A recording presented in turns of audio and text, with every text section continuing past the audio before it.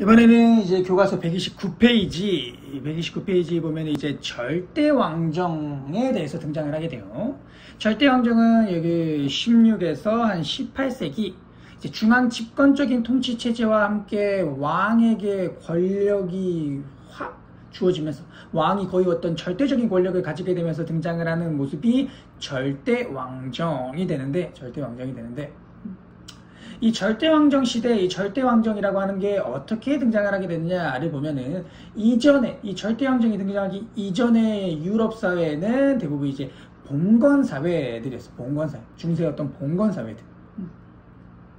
그런데 이 봉건사회에서는 이제 지방의 봉건 귀족들, 봉건 제후들이 이제 각각의 어떤 독립된 토지를 스스로 지배하고 그러면서 이제 왕의 힘이 한 나라의 국가의 왕의 힘 자체가 그렇게 크지 않았었는데 우리가 앞에서 1학기 때도 배웠듯이 갈수록 이제 뭐 장원의 해체가 일어나게 되고 그러면서 이제 상업과 도시가 발달하고 그러면서 이제 뭐 농노의 해방과 시민들의 성장 이렇게 이제 시민들의 힘이 성장하게 되면서 이제 이들이 봉건 귀족, 봉건 제후들에게 대항하면서 그들끼리 어떤 대립이 일어나게 되고 이러한 상황 속에서 이제 사이에 있던 왕이 큰 권력을 절대적인 권력을 차지하면서 등장을 하게 되는 게 바로 이 절대왕정 시대다라고 하는 거예요.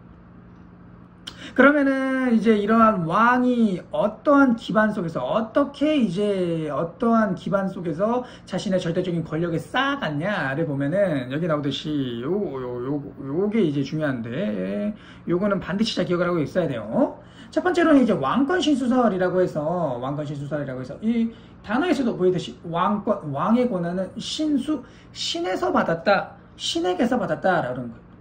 왕의 이러한 권력, 절대적인 힘은 신에게서 받은 거다라고 하는 거예요. 요거를 이제 왕권신수설이라고 하는 거예요. 즉 왕의 힘, 왕의 절대적인 권력은 신에게서 받은 거기 때문에 굉장히 정당한 권력이고 당연한 거다. 왕이 이러한 절대적인 권력을 가지는 건 당연한 거다라고 하는 거예요. 그래서 이 왕권신수설을 통해서 왕의 절대적인 권력을 정당화할 수 있게 된다라고 하는 거고 여기에 플러스를 해가지고 관료제와 상비군이라고 하는 걸 통해서 왕의 어떤 권력의 어떤 기반, 토대를 세우게 된다라고 하는 거예요. 관료제는 말 그대로 이제 중앙 집권 체제를 효율적으로 운영할 수 있는 그 관료 체제를 이제 형성할 수 있게 된다. 요걸 바탕으로 이제 중앙 집권 체제와 왕의 높은 권력, 절대적인 권력을 가져갈 수 있게 된다라고 하는 거고. 여기와 함께 이제 상비군이라고 해서 항상 준비되어 있는 군대라고 해가지고 왕의 충성스러운 왕의 명령을 따르는 이러한 군대가 항상 준비되어 있는 상태다라고 하는 거예요. 그렇기 때문에 이제 왕이 자신에게 대항하는 다른 귀족들을 억누를 수 있는 거고 왕이 계속해서 절대적인 권력을 가져갈 수 있게 된다라고 하는 거예요. 그래서 이렇게 왕권신수설, 관료제, 상비군 이런 것들을 이제 기본 바탕으로 해가지고 요거 위에서 이제 왕이 절대적인 권력을 차지하게 된다라고 하는 거예요. 그 다음은 이러한 절대왕정 시기에 우리가 이제 경제적인 모습을 조금 살펴봐야 되는데 이러한 절대왕정은 우리가 아까 봤듯이 이제 관료제와 상비군을 통해서 그 기반 속에서 이루어진다라고 했었죠. 근데 이렇게 효율적이고 체계적인 관료제를 위해서는 많은 관료들이 또 필요하고 또한 군대를 항상 준비시켜 놓기 위해서는 이러한 군대 유지에 들어가는 비용들이 굉장히 크단 말이에요. 그러다 보니까 이 당시 이제 경제적인 발전, 즉 돈이 많이 필요하다라는 소리예요. 그래서 그 돈을 어떻게 충당을 할까? 그걸 한번 살펴볼 거예요. 그 당시 이제 상업이 발달하고 도시가 발달하고 이 도시에서 이러한 발달된 상업을 이끌어갔던 계층은 당연히 시민계층이 되겠죠. 그래서 이러한 시민계층들의 상업활동을 적극적으로 지원해주고 보호해주면서 그들의 도움을 받아서 돈을 충당해냈다라고 합니다.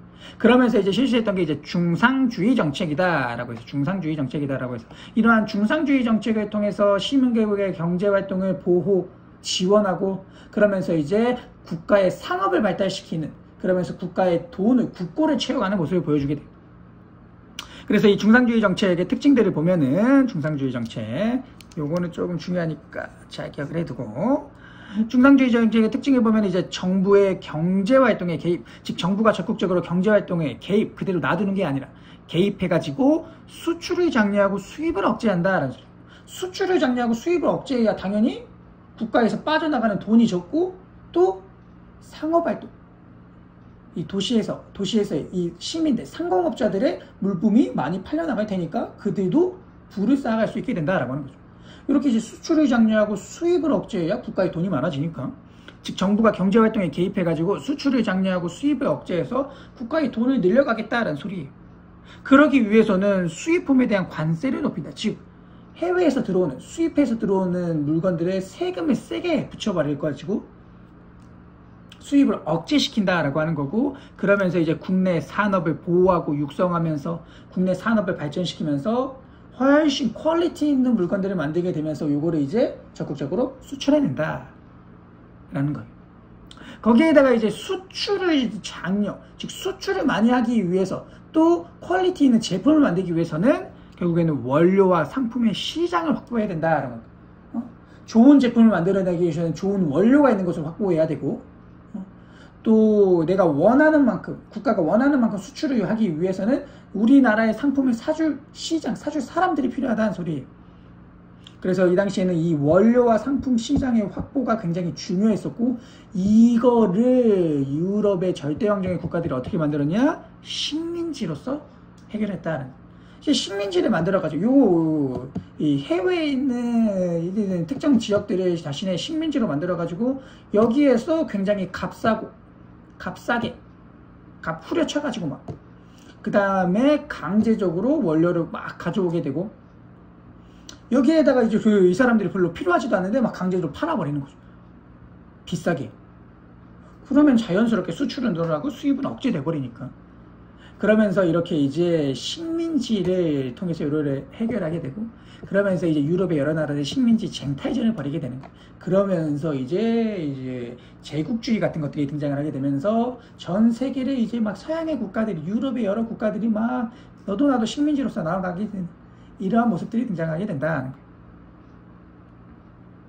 즉 그래서 이제 절대왕정은 이러한 왕권 신수설, 관료제, 상비군 이런 것들을 기반으로 삼아서 중상주의 정책들을 실시하면서 발전하게 된다라고 하는 거고, 이러한 절대왕정이 이제 특히나 서유럽에서 먼저 일어나게 돼요. 서유럽.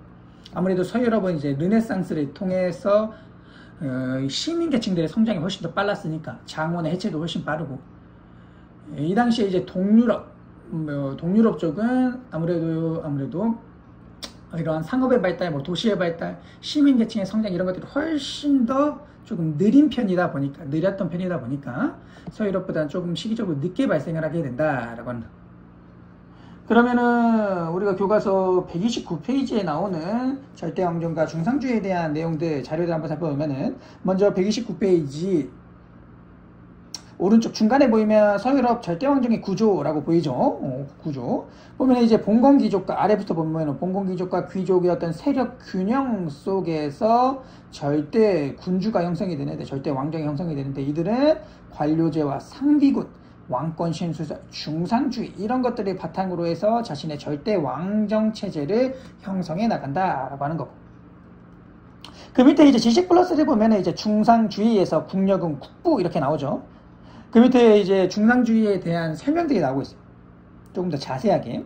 그래서 절대왕정에서 국가의 부는 국력을 가늠하는 잣대였다. 그래서 국가는 경제활동에 적극적으로 개입하였고 국가의 부를 늘리는 정책을 추진하였고, 이를 중상주의라고 한다.